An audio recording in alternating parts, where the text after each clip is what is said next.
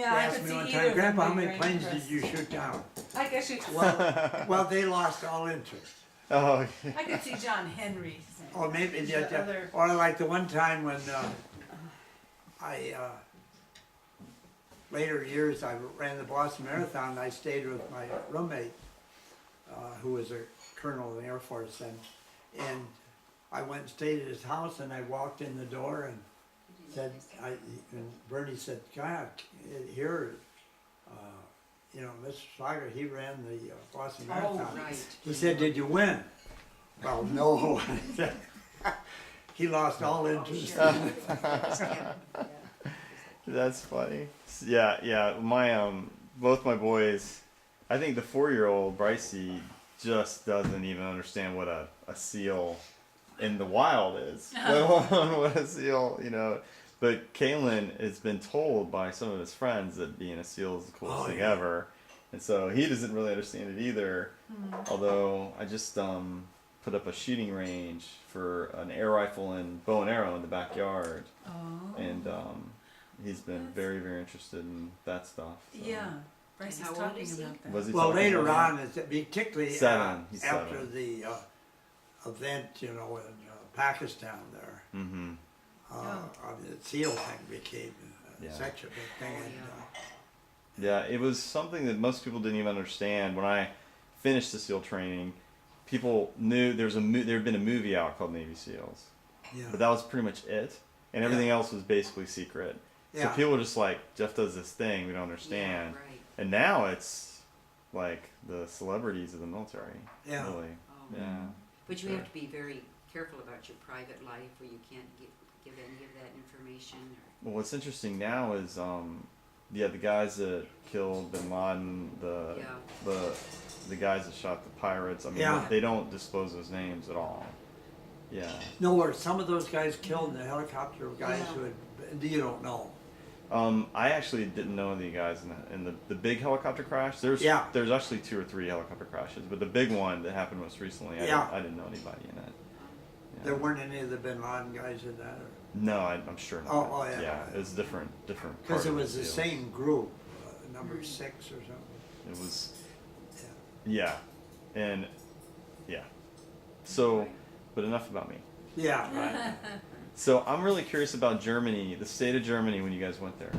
Well, it was really interesting because I spoke German. I really got to know the people in the town, and the base commander learned about me, and he said he wants me to be on this committee to deal with the town, that would meet with the consul, the burgermeister, and all that stuff.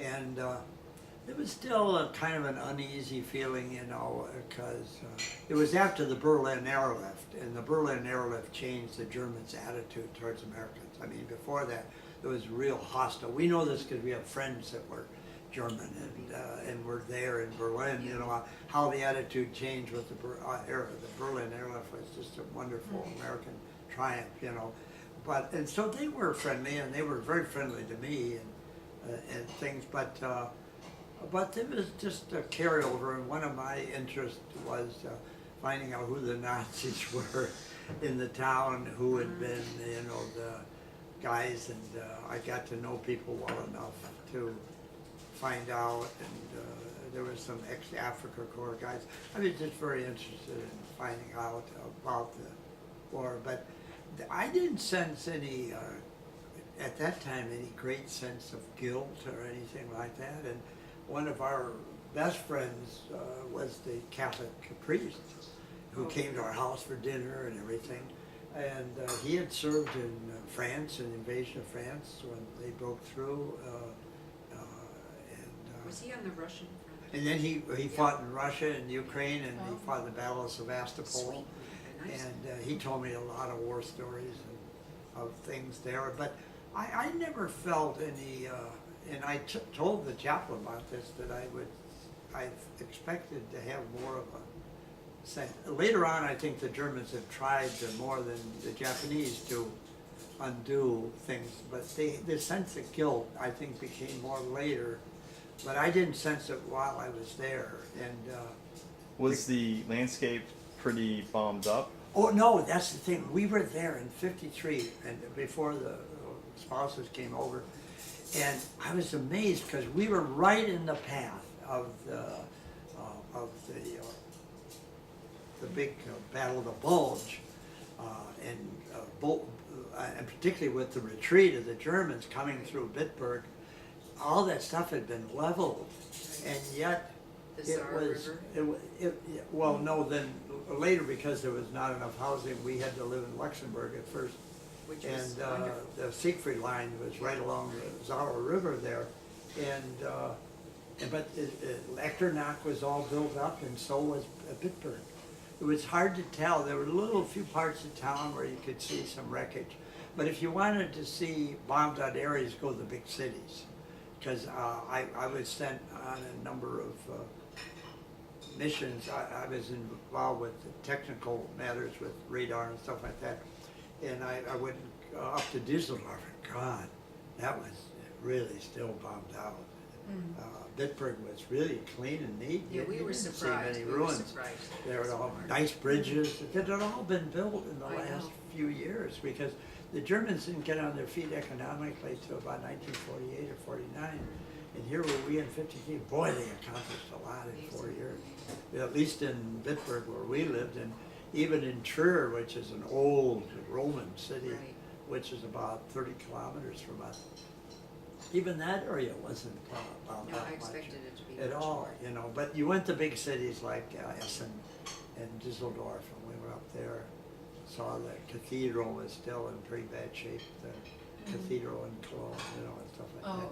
But speaking the language, I did get to know a lot of people in town, so it was an interesting experience for me. And one of the experiences I had, you've heard the story, and you've heard it a million times, but is that we had all these women from East Germany that came as a result of the way they divided up Germany, and There were no were men. women and worked as maids in the living quarters, and a number of them would end up getting pregnant. And I don't know how they found my name, or they must have from the base commander Yeah, or 'cause something. you spoke German. They come to me and they said, the nuns at the hospital in town won't let this girl in to have her baby, and would you come and help us?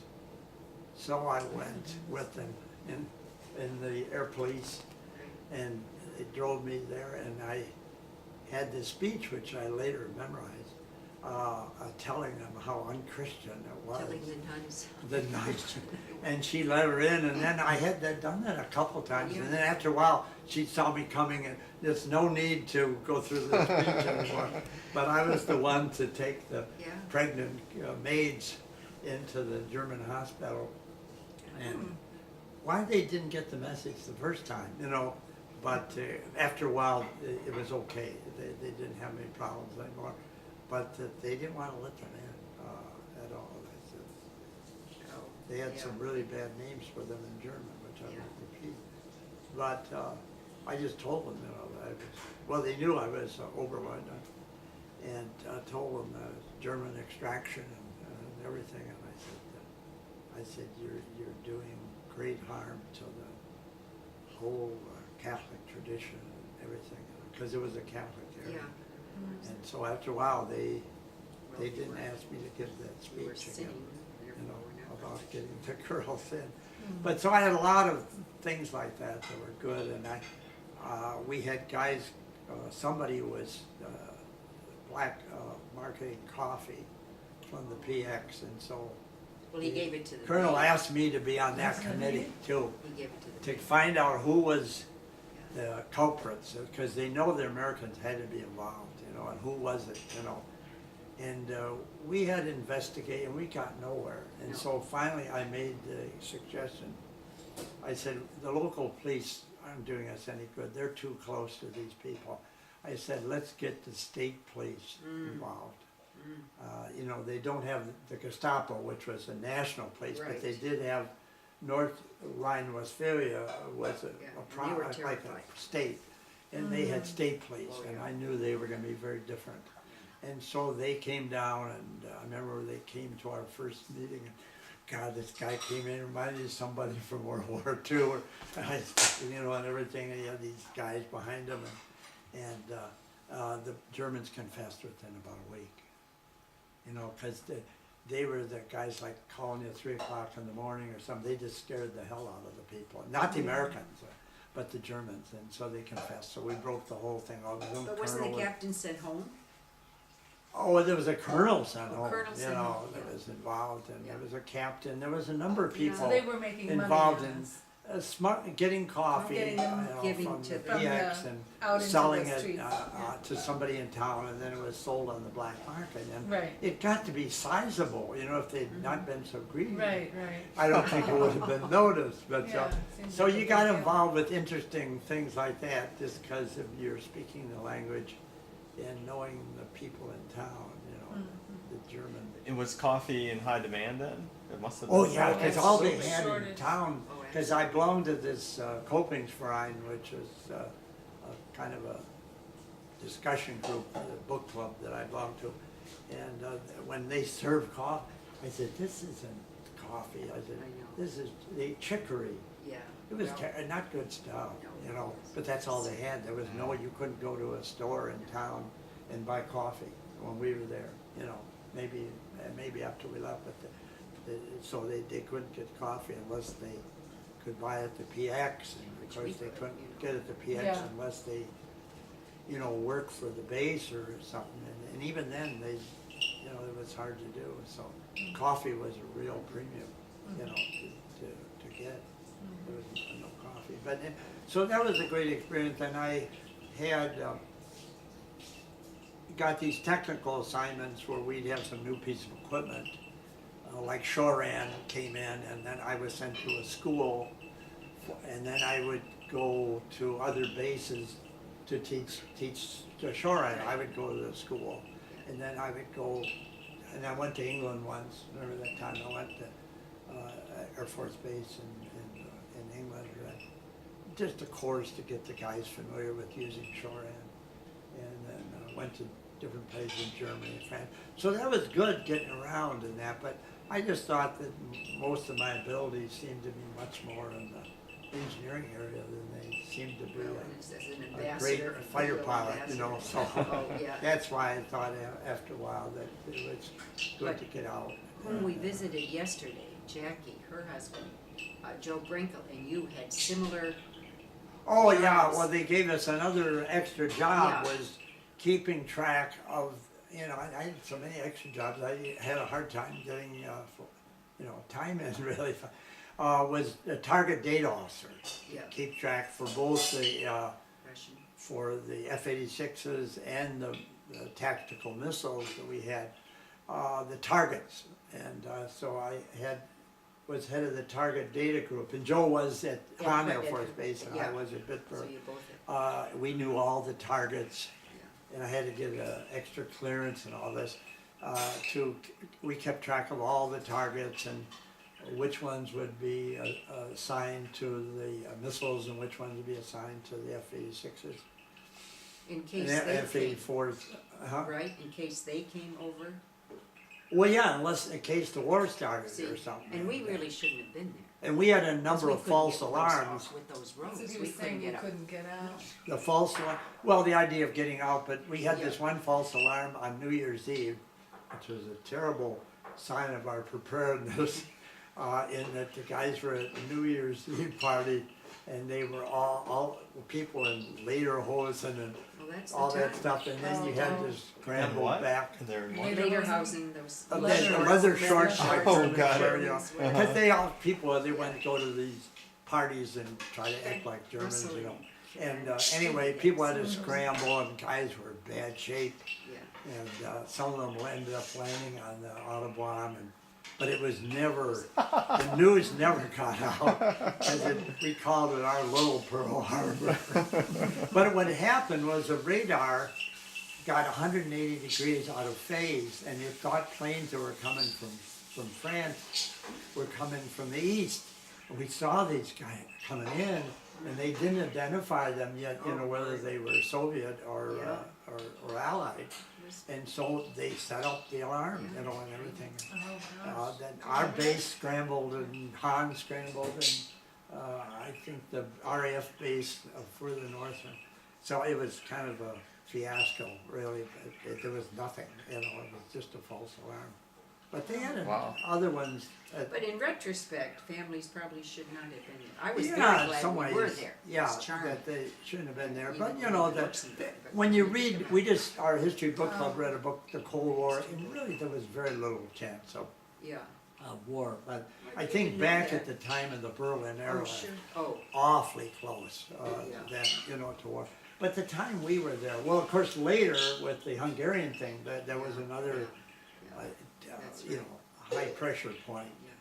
Well, I don't, the Hungarian thing is what?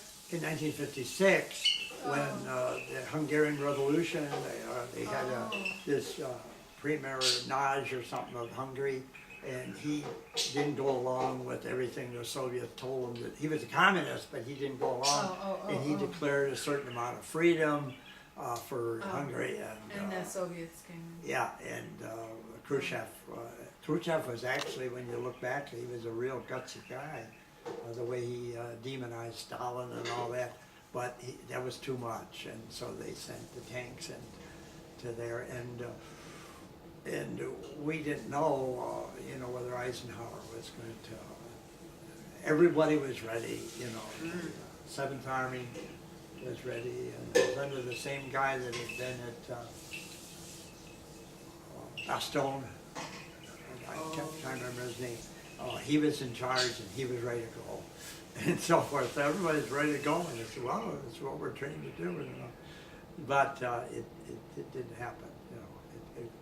We didn't. They let it pass. Eisenhower said to back off, you know, because the guys are really ready to Yeah, go, I'm sure. you know. Yeah. Yeah, particularly the Army guys seem to be more ready to go. I'm just gonna pause.